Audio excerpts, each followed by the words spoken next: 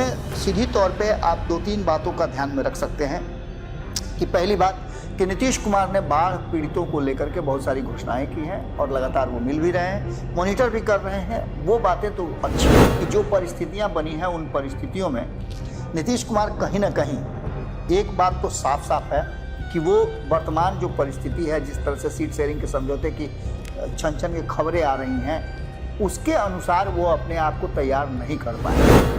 चाहे वो पत्रकारिता जगत के लोग, हम लोग जैसे लोग, कि नीतीश कुमार क्या फैसला करते हैं। राजनीतिक गलियारे में लोग इंतजार कर रहे हैं कि नीतीश कुमार क्या फैसला लेते हैं, क्योंकि जब जब नीतीश कुमार ने इस तरह का कोई भी मीटिंग किया है तो कोई बड़ा फैसला ही लिया। ऐसी स्थिति में आप समझ सकते हैं कि फैसला बिहार के लोगों को ही लेना, बिहार की कार्यकारिणी को लेना है। और इस बिहार की कार्यकारिणी के लेने में जो चीज़ें सामने आ रही हैं वो नीतीश कुमार को लगातार कई ऐसी बातें जो हम बता रहे हैं 2 दिन से कि नीतीश कुमार को अधिकृत किया जाएगा, ये सारी बातें कहीं ना कहीं उनकी जो कोर टीम है वो भी कंफ्यूजन में है। क्योंकि कल हमने जब आईपी गुप्ता से बात की तो वहीं हमने जदयू के भी कई नेताओं से बातचीत की। पनोरमा ग्रुप, जो सोचता है वो करता है। नमस्कार, भारत लाइव देख रहे हैं आप और यह हमारा खास कार्यक्रम चर्चा गरम है। बात करें बिहार के सीएम नीतीश कुमार की तो उनके नाम पे तो हमेशा चर्चा गरम रहती है। आपको पता होगा कि बिहार में अभी सबसे ज़्यादा जो मुद्दा है गरमाया हुआ वो बिजली मीटर को लेकर है। और ये जो है जो मुद्दा गर्म है वो विपक्षी कर है। लेकिन अभी सबसे बड़ा समस्या यहाँ पे है कि बाढ़ यहाँ पे बिहार में सबसे ज़्यादा तेज़ी से है और उसका समस्या किसी को नहीं दिखाई दे रहा। बाकी अगर बात करें तो सभी को बिजली मीटर की समस्या दिखाई दे रही है। लेकिन इस सब मुद्दों को नीतीश कुमार साइड में रखते हुए, इन सभी को छोड़कर अभी बाढ़ पीड़ितों से मिलने के लिए वो हर जगह जाते हैं। आज भी उन्होंने दरभंगा का रूट, दरभंगा गए हैं और वहाँ के बाढ़ पीड़ितों से मिले हैं और उनकी समस्याओं का हल करने की पूरी कोशिश की है। लेकिन इस बीच एक खबर आई है कि रात भर में जो है नीतीश कुमार का मूड चेंज हो गया है। आखिर मतलब उनका क्या प्लान क्या था जो उनका वो चेंज करने वाले हैं और क्या उनका आगे का फैसला होगा। तो ये सारी बातों को लेकर हम बाबा से आए हैं और बाबा से जानने की कोशिश करेंगे कि बाबा, रात भर में पलट गया नीतीश बाबू का मूड, क्या मामला क्या है सीएम नीतीश जी का? देखिए अभय, हम आप ही की बात से शुरू करते हैं और हमारे दर्शक अच्छी तरह से जानते हैं कि आपने जो बातें कही हैं उन बातों के पीछे ही छुपा हुआ है सारा खेल जी। सबसे पहले आपने बाढ़ की चर्चा की जी। उसके बाद आपने चर्चा किया स्मार्ट मीटर का जी। इसके बाद आपने चर्चा किया कि नीतीश कुमार जा रहे हैं, लोगों से मिल रहे हैं, वगैरह वगैरह, ये सब बातें चल रही है। लेकिन इस बात के साथ साथ एक बात और बड़ी महत्वपूर्ण है कि जब ये खबर लोग देख रहे होंगे तब नीतीश कुमार की टीम पटना में जुट रही होगी उस मीटिंग के लिए, उस गंभीर मीटिंग के लिए जिस मीटिंग में फैसला होना है। लेकिन उस मीटिंग में जाने से पहले, उससे पहले जो फैसला हो रहा है उस फैसले को लेकर के एक बात तो साफ नज़र आ रही है कि ये जो फैसला होगा, इस फैसले में बहुत सारी चीज़ें पहले ही फैसला हो चुका है जी। रात में ही अपनी कोर टीम के साथ नीतीश कुमार बैठे और नीतीश कुमार ने अपनी कोर टीम के साथ पूरा का पूरा मामला डिस्कस कर लिया। हम पहले से बताते आ रहे हैं कि जिस तरह की स्थितियां पैदा हुई हैं वो साफ साफ बता रही हैं कि मामला कहीं ना कहीं उस जगह आकर के अटका हुआ है जिस चौराहे पर नीतीश कुमार खड़ा है, वहाँ से किधर जाएं ये डिसीजन करना है जी। और चलना तो नीतीश कुमार को ही है। दाएं मुड़ते हैं, बाएं मुड़ते हैं, आगे जाते हैं या फिर बैक हो जाते हैं।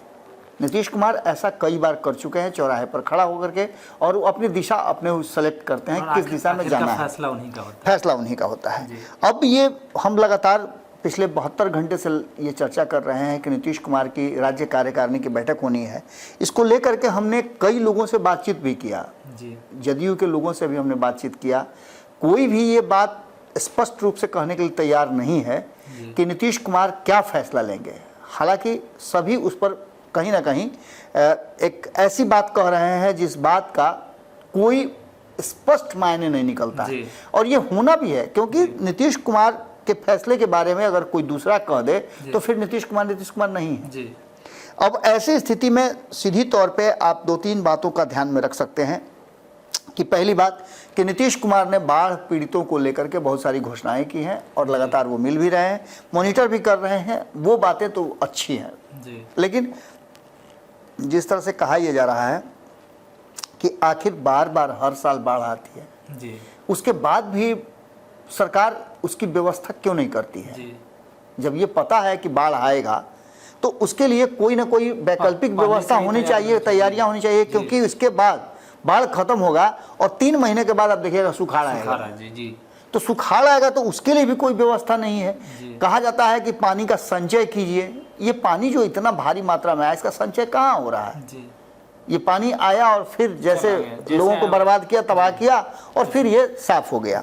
इन सभी बातों को लेकर के अब जो वर्तमान परिस्थिति बनी है उसमें हमने कई लोगों से बातचीत किया है और रात भर में नीतीश कुमार अपनी कोर टीम के साथ मंत्रणा करते रहे हैं। जी अशोक चौधरी हों, विजय कुमार चौधरी हों या फिर अन्य लोग, जी सभी से बातचीत करने के बाद नीतीश कुमार ने क्या फैसला किया है, ये फैसला आपको आज जब राज्य कार्यकारिणी की बैठक समाप्त होगी तो देखा जाएगा। जी वो फैसला आएगा। हमारी टीम उस पर मॉनिटर कर रही है और हम कोशिश कर रहे हैं कि आज पूरी रात जो चलेगा, जो रात भर चला है, उसको लेकर के जो हम आए हैं, उसके बाद दिन भर में जो हो करके शाम में निकल करके आएगा उस पर भी हम बात करेंगे। इस बीच आपको 2-3 बातें बहुत महत्वपूर्ण हैं बता दें कि भारतीय जनता पार्टी भी, हम कुछ दिन पहले 1 सप्ताह से खबर कर रहे हैं कि नीतीश भारतीय जनता पार्टी के लिए जरूरी है मजबूरी।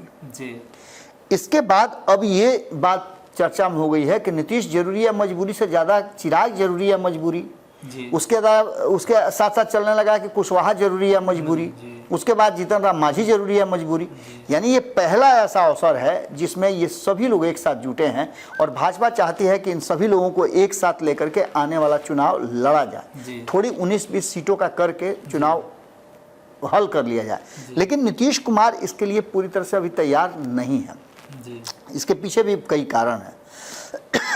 कारण ये है कि नीतीश कुमार को ऐसा लगता है कि जो परिस्थितियां बनी हैं उन परिस्थितियों में नीतीश कुमार कहीं ना कहीं, एक बात तो साफ साफ है कि वो वर्तमान जो परिस्थिति है, जिस तरह से सीट शेयरिंग के समझौते की छन छन की खबरें आ रही हैं, उसके अनुसार वो अपने आप को तैयार नहीं कर पाए हैं। यानी कि साफ साफ है कि नीतीश कुमार सीट शेयरिंग का जो समझौता है अपने हिसाब से करना चाहते हैं, जो कि इस बार संभव नहीं है। हम इसकी चर्चा कई बार कर चुके हैं। अब ऐसी स्थिति में नीतीश कुमार करेंगे क्या?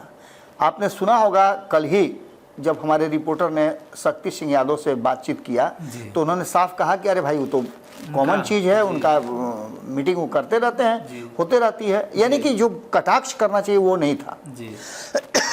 इसके अलावे आपको बताएं कि भाजपा के तरफ से भी लगातार जो बातें कही जा रही है कि भाजपा, ऑफ द रिकॉर्ड मैं बात बता रहा हूं कि भारतीय जनता पार्टी का कहना यह है कि 5 लाख से ज़्यादा लोगों तक वो राहत पहुंचा चुके हैं। केंद्र की सरकार राहत के लिए जो पैसा चाहिए था उसको डिस्पर्स कर चुकी है।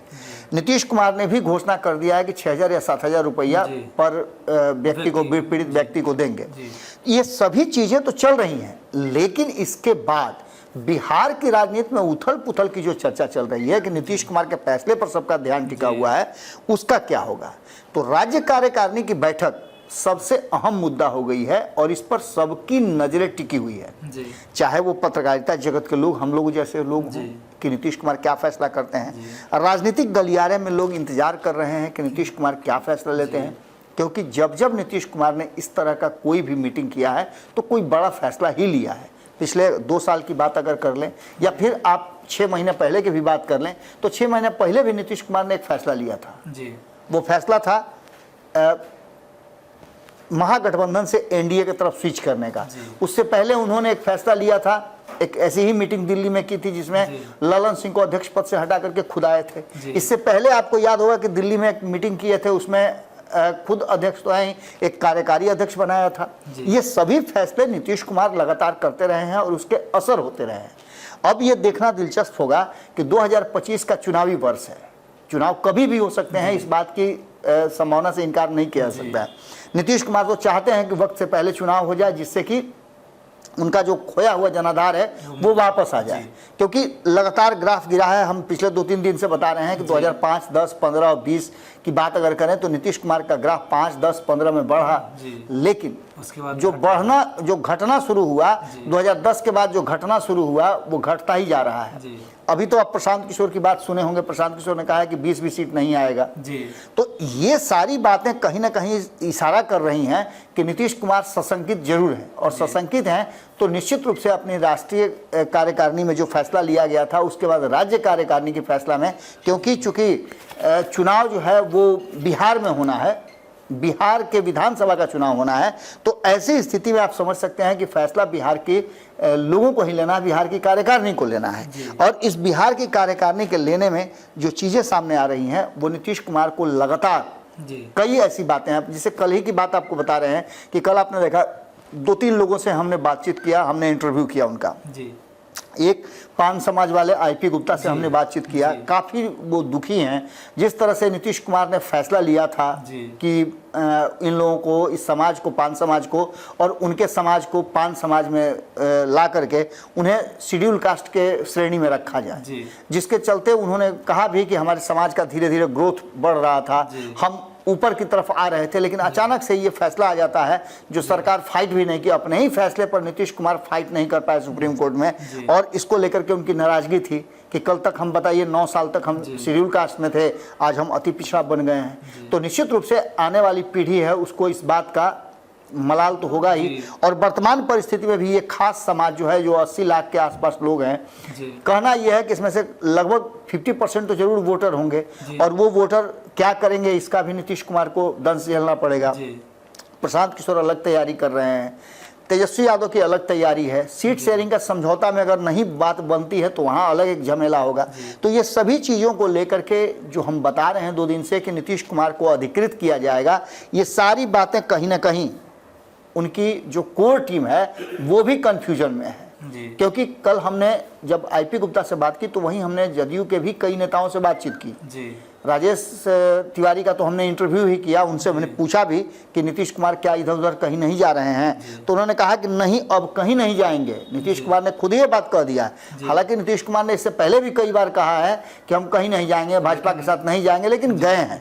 खैर इस बार नहीं जाए, ठीक है वो नहीं जाए, लेकिन एक बात जो बहुत महत्वपूर्ण है वो कई लोगों ने कहा है, मैं राजेश तिवारी से ऊपर की बात कर रहा हूं कि कई लोगों से मेरी जदयू की बात हुई है, कुछ लोगों से मैं जो ऑनलाइन इंटरव्यू करने की भी बात कर रहा था, लेकिन संयोग से नेटवर्क के कारण नहीं हो पाया, आधा अधूरा हुआ, इसलिए उसको हमने रिकॉर्ड नहीं किया और न हम प्रदर्शित उसको दिखा सकते हैं। ऐसी स्थिति में उन लोगों का भी मानना यह है कि कुछ न कुछ बात जरूर है, कुछ न कुछ ऐसा फैसला होना है, और कहीं ना कहीं नीतीश कुमार की शर्तों पे यदि समझौता नहीं होता है तो नीतीश कुमार अपनी शर्तों पे राजनीति करने और सरकार चलाने के लिए जाने जाते हैं। वो किसी के दबाव में सरकार नहीं चला सकते हैं। निश्चित रूप से आने वाला समय काफ़ी कष्टकारी हो सकता है, खास करके बिहार की राजनीति के लिए। अगर नीतीश कुमार कहीं नहीं जाएंगे, अब ये कह रहे हैं, तो फिर आखिर उनकी पार्टी के लोग कंफ्यूज इतना क्यों है? वो सीधा सीधा बोल सकते थे। मीटिंग का देख लीजिए, आज जो भी मीटिंग होगी उसके बाद क्या निकल कर के आता है वो बड़ा ही महत्वपूर्ण रहेगा। जैसे कि आप सभी के दर्शकों को पता है कि जितने भी लोग हैं, चाहे वो आम जनता हो या विपक्षी हो या पक्ष के दल हो, सभी को नीतीश कुमार के जो फैसले हैं उनका बेसब्री से इंतजार है, आखिर उनका फैसला क्या आने वाला है। सबकी निगाहें उनके फैसले पे टिकी हुई, तो ये देखना दिलचस्प होगा आखिर उनका फैसला क्या आता है। और चर्चा गर्म में अभी फिलहाल इतना ही, बने रहे हमारे साथ, तब तक के लिए धन्यवाद। पनोरमा ग्रुप, जो सोचता है वो करता है। अगर ये वीडियो पसंद आई और वह बिहार के राजनीति और बिहारियत से सरोकार रखेनी तो सब्सक्राइब बटन दबा के चैनल के सब्सक्राइब कर ली। ओजे एगो घंटी बा, ओकरा बटन दबा देला से कुल सटीक और मारक खबर रुआ मुफ्त में मिल जाई। अगर रुआ पत्रकारिता के हमनी के नया प्रयोग में सहयोग कर चाहतानी तो ज्वाइन बटन दबा दी। पेटीएम नंबर नोट कर ली 9386816700। धन्यवाद।